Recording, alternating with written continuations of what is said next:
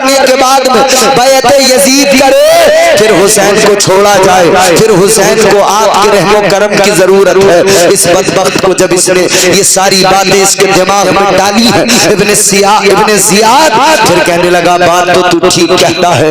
اس نے اب ایک فرمان لکھ دیا، ابن زیاد نے لکھ کر بھیجا، اے ابن سعد تجھے وہاں بات کرنے نہیں بھیجا ہے، اے عمر سعد تجھے وہاں جنگ ختم کرنے یا جنگ کے لیے صلح صفائی کا راستہ نکالنے نہیں بھیجا ہے۔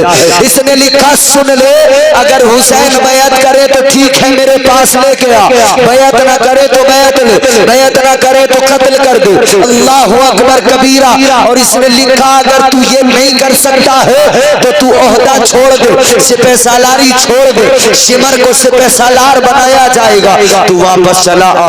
ابھی سے مال و دولت کا لالچ تھا۔ ابن سعد نے جب اس کو پڑھا ہے، اس پیغام کو پڑھا ہے، ابن زیاد کے فرمان کو پڑھا ہے، تو اس سے کہنے لگا بدبخت معاملہ ٹل گیا تھا، جنگ ٹل گئی تھی، مگر تو نے پھر جنگ کے حالات بنا دیے، مگر تو نے پھر لڑائی کے حالات بنا دیے۔ اب ابن سعد نے خط کو رکھا، کہنے لگا اگر بات ایسی ہے تو حسین سے بیعت یزید لوں گا، کہنے لگا اگر بات یہ ہے تو حسین سے ہر حالت میں بیعت یزید لوں گا۔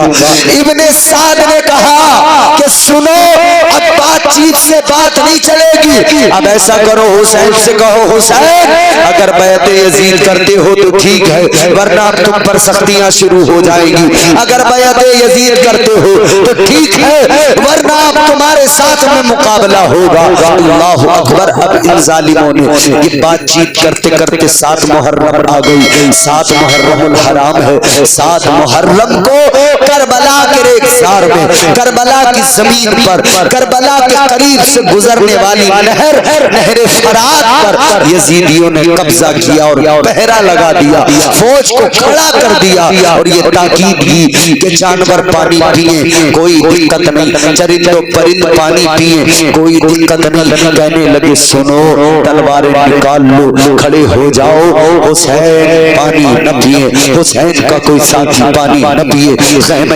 حسین میں پانی نہ چلا جائے، اہل بیت مصطفیٰ کے ایک بھی فرد کو پانی نہ چلا جائے، کسی کے حلق میں پانی کا ایک قطرہ نہ پہنچے۔ اللہ اکبر کبیرہ۔ اب یہاں سے کربلا دیکھو، کربلا کی سختیاں دیکھو، کربلا کی مصیبتیں دیکھو، کربلا کی پریشانیاں دیکھو، کربلا کی اذیتیں دیکھو، بڑے بھی اب پیاس ہے، پیاس ہے، گرمی ہے میرے عزیزوں، چلچلاتی دھوپ ہے، کربلا کے میدان میں چلچلاتی دھوپ کے اندر شدت ہے گرمی کی، اس عالم میں ادھر پانی پہ پہرا لگ گیا۔ اب جب پانی لینے کے لیے امام پاک نے کسی کو بھیجا، اس نے آ کر بتایا مولا حسین نہر فرات پہ پہرا لگایا گیا ہے، نہر فرات پہ فوج کھڑی ہے، تلواریں لیے کھڑے ہیں اور کہہ رہے ہیں جانوروں کو پانی پینے کی آزادی ہے، چرند و پرند کو پانی پینے کی آزادی ہے، لیکن حسین آپ کو پانی پینے نہیں دیا جائے گا، حسین آپ کے اہل خانہ کو پانی نہیں دیا جائے گا، حسین آپ کے خاندان کو پانی نہیں دیا جائے گا۔ امام پاک نے جیسے اتنا سنا ہے، امام پاک نے اللہ کی بارگاہ میں عرض کیا اے میرے پروردگار، اے میرے مولا، یہ کیسے ظالم لوگ ہیں، نہر فرات کے پانی کو جانور پیے تو کوئی دقت نہیں، لیکن جن کا نام نمازوں کے درمیان لیتے ہیں، جن پر درود نمازوں میں پڑھتے ہیں، کہتے ہیں اللہم صلی علی محمد وعلی آل محمد، آل محمد پر درود تو پڑھتے ہیں، لیکن اسی نبی کی آل پر آج انہوں نے پانی کو بند کر دیا ہے۔ نعرہ تکبیر، نعرہ رسالت، مسلک اعلی حضرت، محفل ذکر حسین، نعرہ حیدری، قاری امتیاز صاحب قبلہ، نعرہ تکبیر۔ اب ذرا ذہن قریب کر، جلدی سے کربلا دکھا کے آگے لے کے چلنا ہے مجھے، آگے 2-3 باتیں ضروری کرنی ہے۔ آخر کیوں کربلا، کیوں؟ سوال یہ ہے کیوں؟ لوگوں وہ شعر آپ نے سنا ہوگا، قتل حسین اصل میں مرگ یزید ہے، اسلام زندہ ہوتا ہے ہر کربلا کے بعد۔ کربلا کے میدان کو اللہ نے اس لیے چنا اس لیے ہموار کیا پروردگار اپنے سارے بندوں کو یہ پیغام دینا چاہتا تھا اور یہ بتانا چاہتا تھا، اے میرے بندوں، جب تمہارے سامنے چیلنج آئے، جب باطل طاقتیں کھڑی ہو جائے، تو تمہیں اس ماحول میں ڈرنا نہیں، گھبرانا نہیں ہے، بلکہ یہ کربلا تمہارے لیے ایک بہت بڑا ایگزامپل ہوگا کہ کربلا میں جب 72 ہزاروں سے لڑ کر اسلام کی حفاظت کر سکتے ہیں تو ہم بھی اپنا خون بہا کر اسلام کی حفاظت کر سکتے ہیں۔ ہم بھی اسلام کے لیے ہر وقت تیار رہے مرنے مٹنے کو۔ آج دنیا حیران، دنیا اس تاریخ کے صفحے کو جب دیکھتی ہے، ان عبارتوں کو دیکھتی ہے، تو زمانہ دیکھ کے حیران رہ جاتا ہے کہ کیا لوگ تھے وہ۔ آج تک کفار کے دلوں میں دہشت ہے، آج تک کفار کے دل دہلتے اور لرزتے ہیں، اس لیے کہ وہ جب اس منظر کو سوچتے ہیں تو انہیں پتہ لگتا ہے یہ وہ قوم ہے کہ یہ 72 ہزاروں سے لڑ جاتے ہیں، اپنی جان تو دے دیتے ہیں مگر ایمان کے ساتھ سودا نہیں کرتے ہیں۔ آج اسی لیے کسی کی ہمت نہیں ہوتی، کسی کی مجال نہیں ہے کہ کوئی مسلمان سے آ کر براہ راست کوئی آ کر سرکاری فرمان یا کسی اور طریقے سے اسلام اس کے دل سے نکال لے، کوئی طاقت ایسی نہیں ہے، کیونکہ جانتے ہیں یہ مسلمان ہے۔ ایک کربلا اس وقت ہوا ہے، اگر آج انہیں چھیڑا گیا پھر ایک کربلا برپا ہو جائے گا، پھر ایک کربلا یہاں پر برپا ہو جائے گا۔ عزیزان گرامی القدر، کربلا میں امام حسین کے رفقا پر، امام حسین کے آل و عطرت پر، آل و اصحاب پر پانی بند کر دیا گیا۔ اب کربلا کے میدان میں مولا حسین ہے، ادھر 7 محرم الحرام ہے۔ اب اللہ کا کلام سنو، پروردگار کا قرآن سنو۔ اللہ نے قرآن مجید میں فرمایا ہم انسان کا امتحان ضرور لیتے ہیں، ہم اپنے بندوں کو آزماتے ضرور ہیں۔ یا اللہ تو اپنے بندوں کو کیسے آزماتا ہے؟ اے پروردگار تو اپنے بندوں کو کیسے آزماتا ہے؟ تو اللہ نے قرآن مجید میں فرمایا وَلَنَبْلُوَنَّكُمْ بِشَيْءٍ مِّنَ الْخَوْفِ وَالْجُوعِ وَنَقْصٍ مِّنَ الْأَمْوَالِ وَالْأَنفُسِ وَالثَّمَرَاتِ وَبَشِّرِ الصَّابِرِينَ۔ اللہ نے قرآن مجید میں اعلان کیا میں اپنے بندوں کو آزماؤں گا، ضرور آزماؤں گا۔ یا اللہ کیسے آزمائے گا؟ فرمایا انہیں ڈر سے آزماؤں گا، انہیں خوف سے آزماؤں گا۔ اگلا امتحان اللہ نے فرمایا انہیں بھوک سے آزماؤں گا، انہیں بھوک سے آزماؤں گا۔ لوگ جو ہے انہیں ڈرائیں گے، دھمکائیں گے، مگر یہ ان کی آزمائش ہوگی۔ ڈر سے ایک امتحان ہوگا، بھوک سے بھی آزمایا جائے گا۔ فرمایا انہیں مال کے نقصان سے بھی آزمایا جائے گا، انہیں جان کے نقصان سے بھی آزمایا جائے گا۔ اور 5واں امتحان یہ ہے اللہ تعالیٰ نے فرمایا کہ انہیں اولاد کے نقصان سے آزمایا جائے گا۔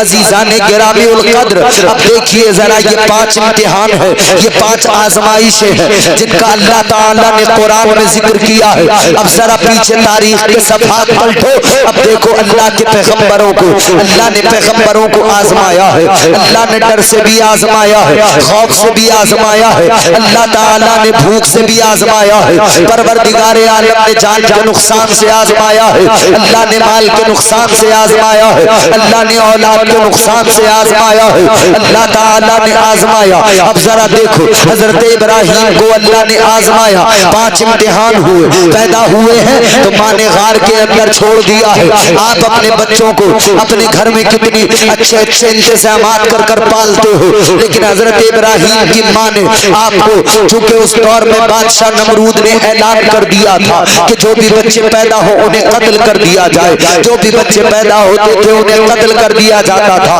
اسی ڈر کی وجہ سے حضرت ابراہیم علیہ السلام کی والدہ نے آپ کو ایک غار کے اندر، ایک پہاڑ کی کھو کے اندر جنم دیا ہے اور وہاں پر آپ کو چھوڑا ہے، پہاڑ کے دہانے کو بند کر دیا ہے، پہاڑ کے دروازے کو بند کر دیا ہے۔ آپ کی والدہ چلی آئی ہے۔ اے عزیزو، ایک دن گزر گیا، بچہ ابھی پیدا ہوا، ابھی ماں چھوڑ کے چلی جائے، سوچو تو ذرا کیا ماحول ہوگا۔ بچے کو نہ دودھ ملے، نہ بچے کو کھانے کو ملے، نہ بچے کو ماں کی آغوش ملے، نہ بچے کو ماں کی ممتا ملے، بچے کو کچھ بھی نہ ملے، بلکہ جنگل میں ایک پہاڑ کے اندر ایک غار میں چھوڑ دیا جائے۔ سوچو تو ذرا، اللہ آزما رہا تھا بھوک سے، اللہ نے کیسے آزمایا۔ ماں چلی گئی چھوڑ کر، ایک دن گزرا، ماں گھر میں تڑپ رہی ہے، بیٹے پہ کیا بنے گی۔ دوسرا دن گزرا، ماں گھر میں بے قرار ہے، بیٹے کا کیا بنا ہوگا۔ تیسرا دن آیا، ماں ڈر رہی ہے، میں بچے کو جنگل میں اکیلا چھوڑ آئی، ایک دن کا پیدا ہوا بچہ چھوڑ آئی، ادھر میرے بچے کو جانوروں نے کھا لیا ہوگا، ادھر میرے بچے کو کہیں جنگل کے درندوں نے نہ کھا لیا ہوگا۔ ماں کا دل گھبرایا، ماں چلی ہے گھر سے، غار کے دہانے سے ماں نے پتھر ہٹایا، سوچ رہی تھی ابراہیم مر گیا ہوگا، لیکن اللہ نے کرم فرمایا، جب غار کے دہانے سے پتھر کو ہٹا کر جناب ابراہیم کی والدہ نے دیکھا تھا، حیران رہ گئی تھی۔ آپ کے منہ میں آپ کا انگوٹھا ہے، انگوٹھا چوس رہے ہیں، زندہ و سلامت ہے۔ عزیزو، آپ نے جب انگوٹھا نکال کے دیکھا، حیران رہ گئی ہے، کیا دیکھا؟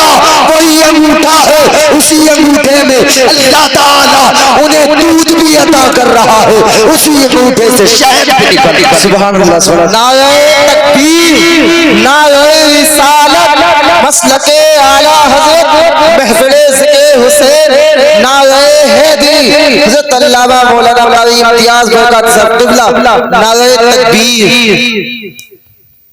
آزمائش، مگر اللہ نے انگوٹھے میں رزق دے دیا، دودھ بھی نکلنے لگا، شہد بھی نکلنے لگا۔ حفاظت اللہ فرمائے تو پھر کسی کی مجال کی کوئی نقصان پہنچائے۔ ایک امتحان، آگے بڑھو، اللہ نے آگے آزمایا، مال سے بھی آزمایا، اس میں بھی کامیاب ہوئے۔ اللہ تعالیٰ نے جان سے آزمایا، نمرود نے آتش کدہ روشن کیا اور اس آتش کدے کے اندر ڈال دیا، آگ میں ڈال دیا گیا، وہاں پہ بھی اللہ نے آگ کو گلزار بنایا، وہاں پر بھی کامیاب ہو گئے۔ اب وہ بھی امتحان ہوا، حضرت ابراہیم علیہ السلام کو اولاد سے آزمایا گیا، آپ نے اپنے بیٹے کی گردن پہ چھری کو رکھ دیا۔ اللہ اکبر کبیرہ۔ اب سوچو تو ذرا، اپنی اولاد سے پیار کرنے والوں، وہ باپ کیسا باپ ہوگا جس نے اللہ کی محبت کو اولاد کی محبت پر اتنی فوقیت دی ہے، اللہ کی محبت کو اولاد کی محبت پر اتنی اہمیت دی ہے کہ حضرت ابراہیم علیہ السلام نے بتا دیا، اولاد کی محبت بعد میں ہے، ماں باپ کی محبت بعد میں ہے، سب کی محبت بعد میں ہے، سب سے پہلے اگر محبت ہے تو اللہ تعالیٰ کی محبت ہے، پروردگار کی بولو زور سے سبحان اللہ، اللہ تعالیٰ کی محبت ہے۔ حضرت ابراہیم نے بیٹے کی گردن پہ چھری چلائی، بیٹے کی گردن پہ خنجر رکھ دیا، یہ صرف ابراہیم کا جذبہ تھا، مگر سنو سنو، بلبل سدرا ایک مینڈا لے کر آ گئے، ایک دمبا لے کر آ گئے، اسماعیل علیہ السلام کو ہٹا دیا، اس دمبے کو رکھ دیا، دمبا ذبح ہو گیا۔ اب ذرا ذہن قریب کرو، 5 امتحان حضرت ابراہیم کے ہوئے، وقت کتنا لگا ہے؟ 120 سال کا زمانہ لگا۔ کتنا بولو؟ 120 سال کا زمانہ، 120 سال کا زمانہ، 120 سال کا زمانہ لگا، 5 امتحان۔ امام صاحب قبلہ 5 امتحان، 120 سال۔ حضرت 120 سال میں 5 امتحان۔ اب ذرا ذہن قریب کرو، میں حسین کی عظمت کو کیوں سلام نہ کروں؟ حضرت ابراہیم 5 امتحان سے گزرنے کے لیے 120 سال کا زمانہ لگا دے، لیکن حسین تیری ہمت کو سلام، تیری عظمت کو سلام، تیرے حوصلوں کو سلام۔ تو نے 120 سال نہیں بلکہ 5 امتحان اللہ نے ایک ساتھ کربلا میں 7 محرم کی فجر سے امام حسین کے سامنے رکھ دیے ہیں. 5 امتحان ہے. بھوک سے آزمایا جائے گا, اللہ تعالیٰ نے آزمایا, پانی بند کر دیا, اب نہ کھانا ہے نہ دانا ہے, کچھ بھی نہیں ہے. 5 امتحان اللہ نے ایک ساتھ رکھ دیے. 7 محرم الحرام کی فجر سے 10 محرم الحرام کی ظہر تک امام حسین نے 5 امتحان میں خود کو کامیاب ثابت کیا ہے اور اسلام کے پرچم کو بلند کر دیا. سبحان اللہ سبحان اللہ. حضرت ابراہیم نے 120 سال میں 5 امتحان دیے, حسین نے 3 دن کے اندر 5 امتحان دیے. پانی پہلا امتحان. غریب الوطن ہے, مسافر ہے, کوئی اپنا نہیں. جنہوں نے بلایا دھوکہ دے دیا, جنہوں نے محبت سے بلایا دھوکہ دے دیا. کہتے تو یہ تھے, خط تو یہ لکھے تھے, وفود تو ایسے آئے تھے. وہ کہتے تھے ہماری جانیں آپ کے لیے, ہمارے مال آپ کے لیے, آپ کی خاطر سب کچھ قربان کر دیں گے. لیکن وقت آیا تو دولت کے حرص اور اس کی لالچ, مال کا لالچ میں برباد کر گیا. دولت نے برباد کر ڈالا. خاندان